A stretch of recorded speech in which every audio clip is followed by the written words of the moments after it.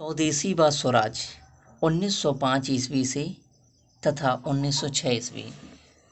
लाल बाल पाल अरविंद घोष के प्रयासों के कारण कांग्रेस ने स्वदेशी व स्वराज की मांग की। 1905 ईस्वी के बनारस अधिवेशन में गोपाल कृष्ण गोखले की अध्यक्षता में कांग्रेस ने स्वदेशी की मांग रखी। 1906 ईस्वी में कलकत्ता अधिवेशन में दादा भाई नौरोजी की अध्यक्षता में कांग्रेस ने स्वराज की मांग रखी। उसके बाद आते हैं मुस्लिम लीग की स्थापना 1906 ईस्वी में। इसके संस्थापकों में आगा खान, नवाब सलीमुल्लाह और नवाब मोहसिन उल मुल्क प्रमुख थे, जिन्होंने 1906 ईस्वी में इसकी स्थापना की।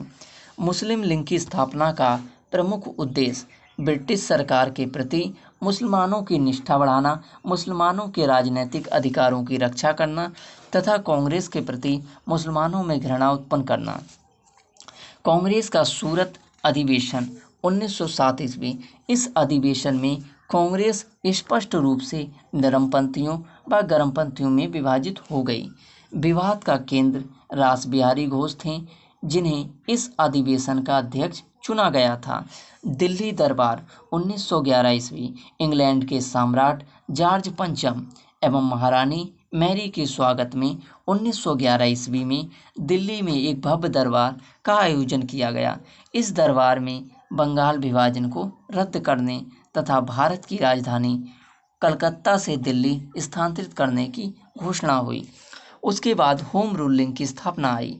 1916 ईस्वी। बाल गंगाधर तिलक ने 28 अप्रैल 1916 ईस्वी को महाराष्ट्र में होम रूलिंग की स्थापना की, जिसका केंद्र पूना था। सितंबर 1916 ईस्वी में एनी बेसेंट द्वारा मद्रास में अखिल भारतीय होम रूलिंग की स्थापना की गई तथा जॉर्ज अरुंडेल को लीग का सचिव बनाया। रोले एक्ट 1919 ईस्वी। इस एक्ट के द्वारा अंग्रेज सरकार जिसको चाहे जब तक बिना मुकदमा चलाए जेल में बंद रख सकती है। यह जनता की समान स्वतंत्रता पर प्रत्यक्ष कुठारघात था। इस एक्ट को बिना अपील, बिना वकील तथा बिना दलील का कानून भी कहा जाता है। इसे काला अधिनियम एवं आतंकवादी अपराध अधिनियम के नाम से जाना जाता है। जलियांवाला बाग हत्याकांड 13 अप्रैल 1919 ईस्वी। रोले एक्ट के विरोध में जगह जगह पर जनसभाएं आयोजित की जा रही थीं। इसी दौरान सरकार ने पंजाब के लोकप्रिय नेता डॉक्टर सैफुद्दीन किचलू और डॉक्टर सत्यपाल को गिरफ्तार कर लिया। इसी गिरफ्तारी का विरोध करने के लिए 13 अप्रैल 1919 को अमृतसर के जलियांवाला बाग में एक जनसभा आयोजित की गई, जिस पर जनरल डायर ने गोली चलवा दी, जिसमें सैकड़ों लोग मारे गए। 13 मार्च 1940 को सरदार उधम सिंह ने कैक्सटन हॉल लंदन में एक मीटिंग को संबोधित किया। जनरल डायर को गोली मारकर हत्या कर दी उधम सिंह ने। असहयोग आंदोलन 1920 ईस्वी। लाला लाजपत राय की अध्यक्षता में हुए कलकत्ता अधिवेशन में गांधी जी के नेतृत्व में असहयोग आंदोलन का प्रस्ताव पारित हुआ। इस आंदोलन के दौरान विद्यार्थियों द्वारा शिक्षण संस्थाओं का बहिष्कार, वकीलों द्वारा न्यायालयों का बहिष्कार और गांधी जी द्वारा अपनी केसर-ए-हिंद की उपाधि वापस की गई। 5 फरवरी 1922 को आंदोलनकारी भीड़ ने पुलिस के 22 जवानों को थाने के अंदर जिंदा जला दिया। इस घटना से गांधी जी अत्यंत आहत हुए और उन्होंने 12 फरवरी 1922 को असहयोग आंदोलन वापस लिया। साइमन कमीशन 1927 ईस्वी।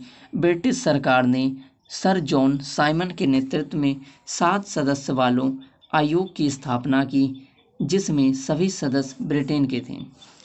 इस आयोग में किसी भी भारतीय को शामिल नहीं किया गया, जिसके कारण भारत में इस कमीशन का तीव्र विरोध हुआ।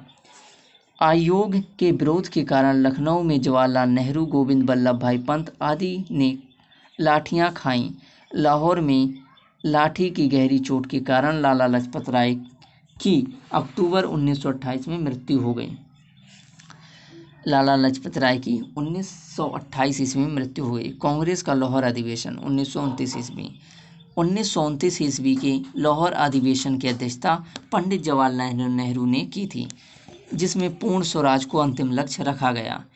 यह भी निश्चित किया गया कि हर साल 26 जनवरी को सांकेतिक स्वाधीनता दिवस के रूप में मनाया जाएगा।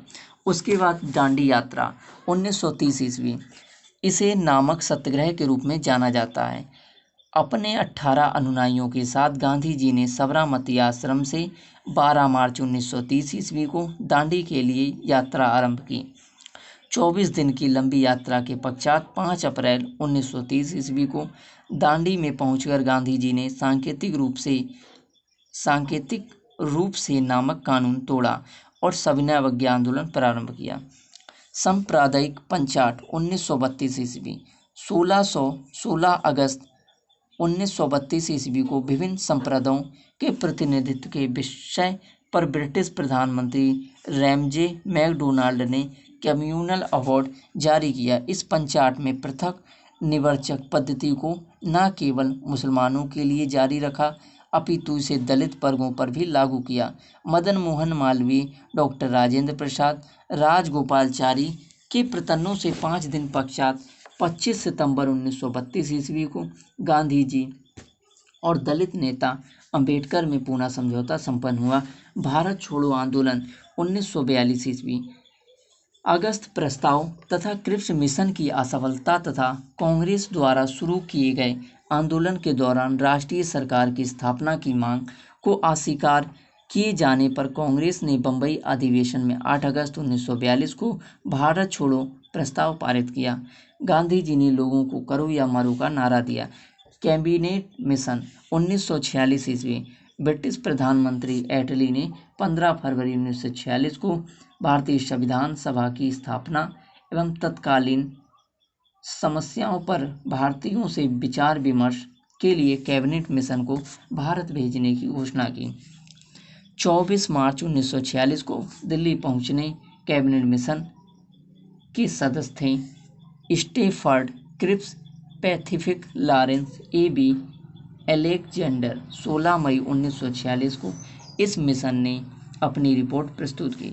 चुनाव में कम सीटें पाने के बाद मुस्लिम लीग ने कैबिनेट मिशन योजना को अस्वीकार कर दिया तथा पाकिस्तान को प्राप्त करने के लिए 16 अगस्त 1946 को प्रत्यक्ष कार्यवाही दिवस के रूप में मनाया। माउंटबेटन योजना, स्वतंत्र प्राप्ति 1947 ईस्वी। 22 मार्च 1947 ईस्वी को भारत के अंतिम British viceroy Lord Mountbatten Bharat आए।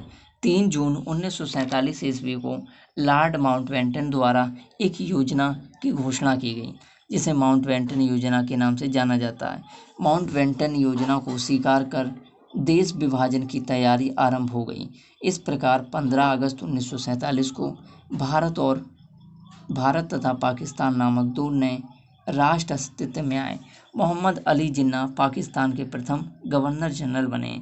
लॉर्ड माउंटबेटन को स्वतंत्र भारत का प्रथम गवर्नर जनरल बनाया गया। पंडित जवाहरलाल नेहरू को स्वतंत्र भारत का प्रधानमंत्री बनाया गया। आपको आगे की पढ़ाई हम बाद में बताएंगे। इसी तरह आप हमारे चैनल को लाइक, कमेंट और सब्सक्राइब कीजिए।